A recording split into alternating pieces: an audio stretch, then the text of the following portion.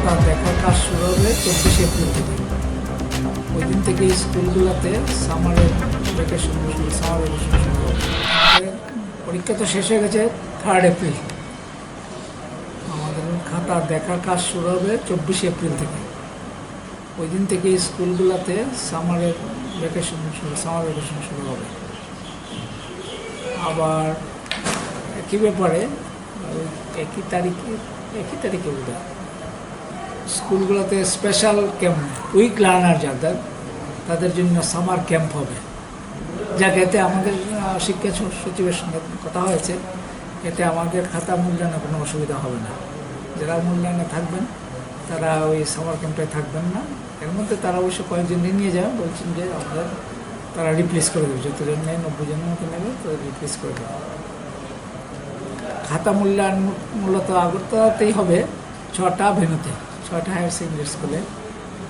এর মধ্যে একটা হচ্ছে উচ্চ মাধ্যমিকের জন্য, সেটা হবে মহারাজ তুলসীবতী বালিকা বিদ্যালয়ে হায়ার সেকেন্ডারি। আর 5টা ভেন্যুতে হবে মাধ্যমিকের খাতা মূল্যায়ন। সেগুলো হচ্ছে এপিসি, আচার্য প্রফুল্লচন্দ্র রায় স্মৃতিবিদ্যা মন্দির, বাণী বিদ্যাপীঠ, বুজ্জন গার্লস, নেতাজি সুভাষ বিদ্যানিকেতন আর শিশু বিহার হায়ার সেকেন্ডারি স্কুল। এই মোট হচ্ছে 5টার একটা 6টা ভেন্যুতে খাতা দেখা হবে। উচ্চ মাধ্যমিকে শুধু একটা উচ্চ মাধ্যমিক খাতা মূল্যায়ন হবে শুধু একটা ভেন্যুতে, তুলসীবতী হায়ার সেকেন্ডারি স্কুল। খাতা মূল্যায়নের জন্য আমরা প্রায় 3,500 বেশি 3,500 teacher, mainly school, higher secondary school এবং হাই স্কুলের টিচাররা নিযুক্তি দেওয়া হয়েছে। কলেজ শিক্ষকও আছেন গোটা প্রায় 40 জনের মতো। তারা মূলত হায়ার সেকেন্ডারি হেড এক্সামিনার। আর এর মধ্যে যাদের দেওয়া হয়েছে, এর মধ্যে আবার অনেকেই এক্সামশন বিভিন্ন ইস্যুতে, কারো স্বাস্থ্যগত কারণ, কারো আছে ছেলে মেয়ে বাইরে পড়াশোনা করছে, ওদের কাছে যাবেন। আর একটা আমাদের বোর্ডের নিয়ম আছে যে কোনো একজন শিক্ষকের ছেলে বা মেয়ে ঘনিষ্ঠ আত্মীয় যদি পরীক্ষার্থী থাকে, ওই বছর ওই পরীক্ষাতে ওনাদের খাতা মূল্যায়ন করতে দেওয়া হয় না।